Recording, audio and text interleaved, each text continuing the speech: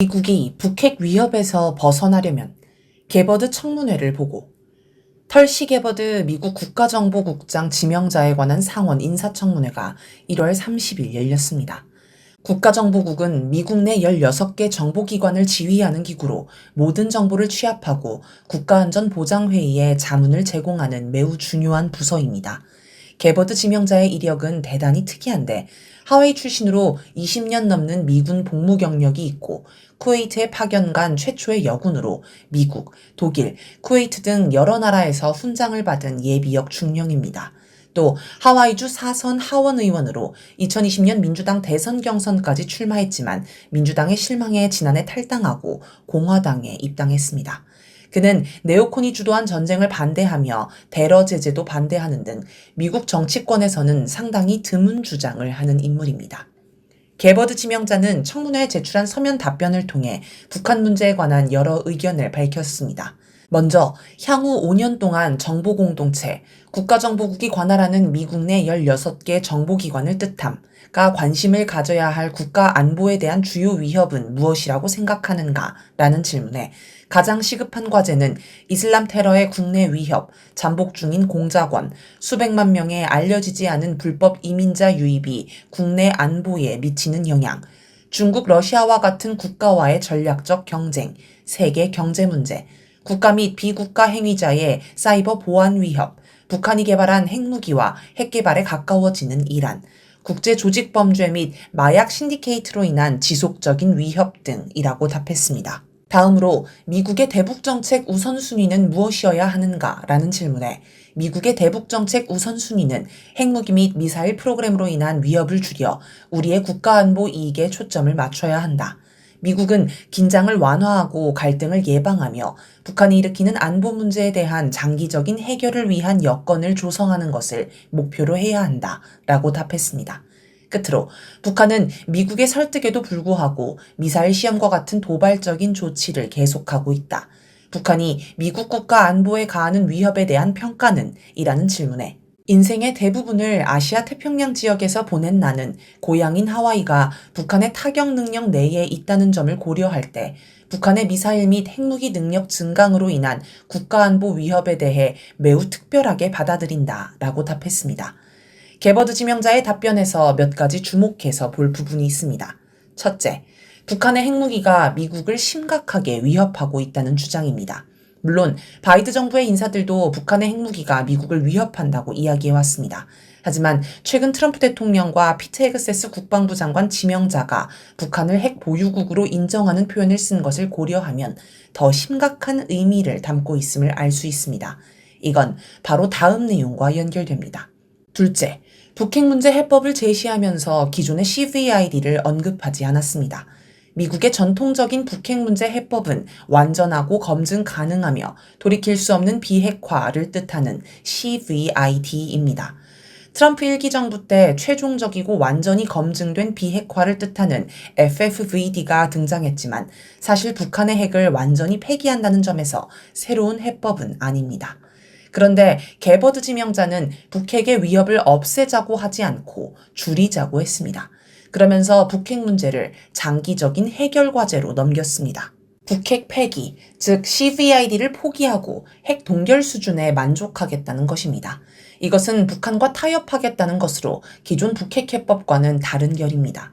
게버드 지명자가 말하는 북핵 위협이 기존의 북핵 위협과 다른 점이 바로 이것입니다. 이제 북한은 핵 보유국이기 때문에 핵 폐기를 요구하지 않고 서로 위협만 하지 않는 방향으로 협상 방향을 잡은 것입니다. 셋째, 하와이 출신으로서 하와이가 느끼는 북핵 위협을 강조했습니다. 게버드 지명자는 하와이주 하원의원 시절에도 하와이가 느끼는 북핵 위협을 이야기한 적이 있습니다.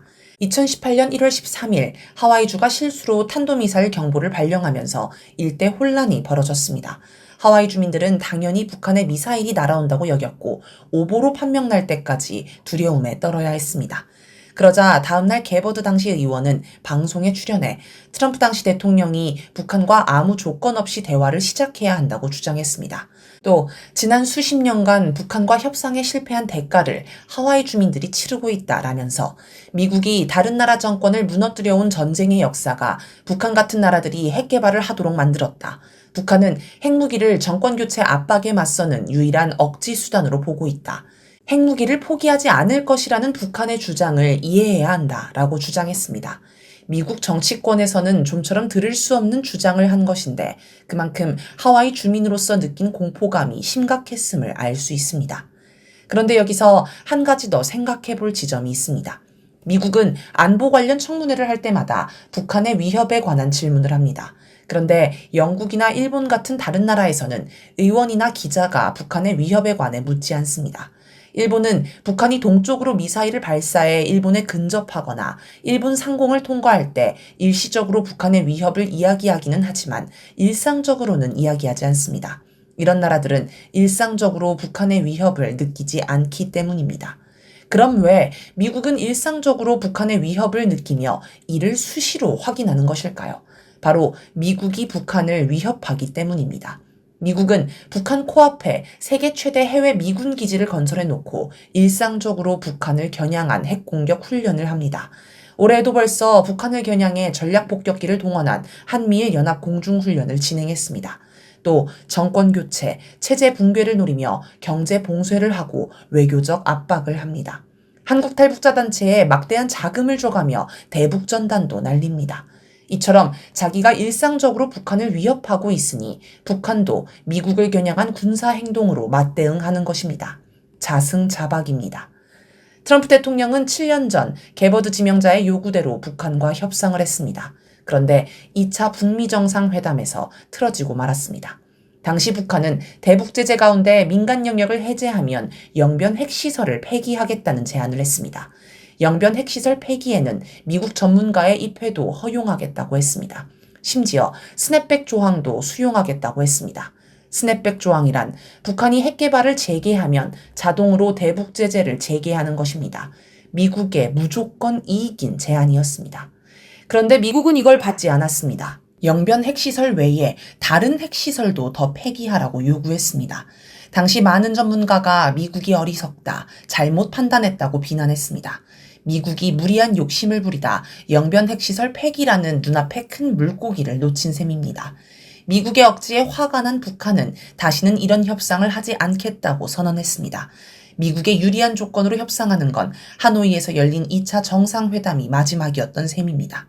이제 트럼프 정부는 북한을 핵 보유국으로 인정한 조건에서 다시 협상하려고 합니다. 하지만 하노이 정상회담 때처럼 적게 주고 많이 받는 협상을 하려고 해서는 아마 시작도 못할 것입니다.